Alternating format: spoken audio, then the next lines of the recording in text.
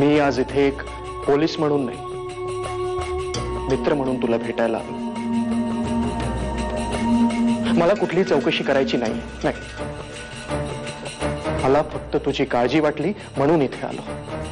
आणि एक मित्र म्हणून मी तुझ्याशी बोलू शकतो असं मला वाटतं. त्यात तर काही चूक नाही.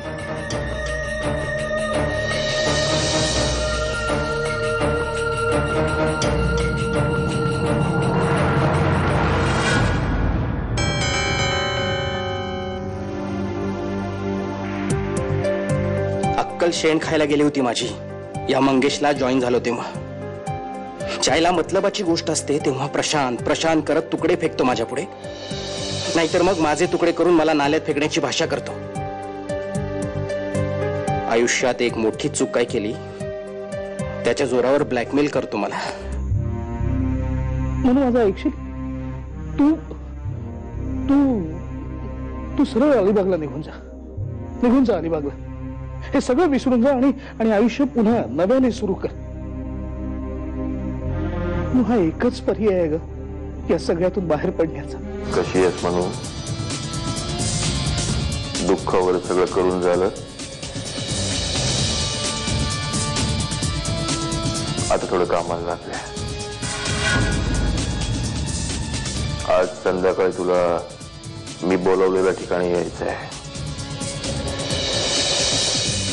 याची आठवण करून द्यायला फोन केलाय. विसरायचं नाही. मी वाट पाहतोय तुझी. बाय.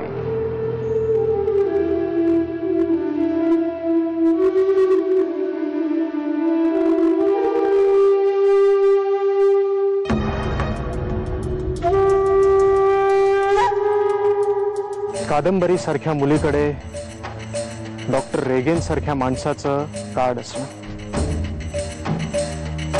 हे जरा वेगळं वाटतंय.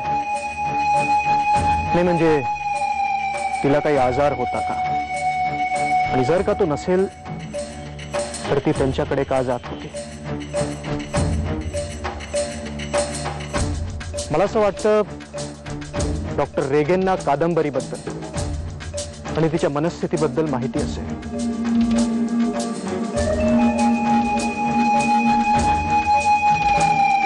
ते आपल्याला मदत करू शकते.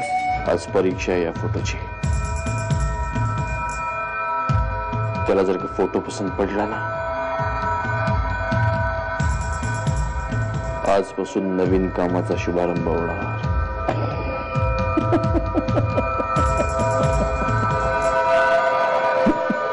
आपण दोघी मिळून यातून काहीतरी मार्ग काढूया. त्यासाठी तुला मला सगळं काही स्पष्ट सांगावं लागेल. बोल ना काहीतरी. बोलणार आहेस का तू माझ्याशी? काय झालं तुला सांग ना आता मला. अगं बोल ना काय झालंय. अगं सांग ना काहीतरी प्लीज. कोणी माझ्याकडे बघ. बोल काय झालंय ते. अगं बोल ना. तुम्ही इथे कसे? पोलिसात सोडणार नाही ना. मी डॉक्टर रेगेनला भेटायला आलो होतो. माझे फॅमिली डॉक्टर आहेत.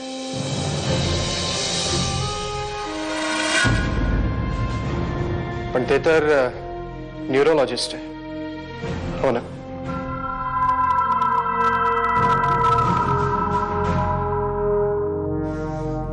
खूप जुनी ओळख आहे आमची, त्यामुळे काहीही सल्ला लागला तर मी त्यांच्याशी बोलतो.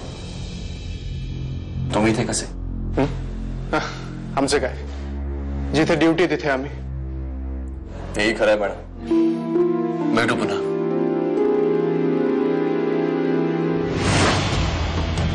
ऍक्सिडेंटली.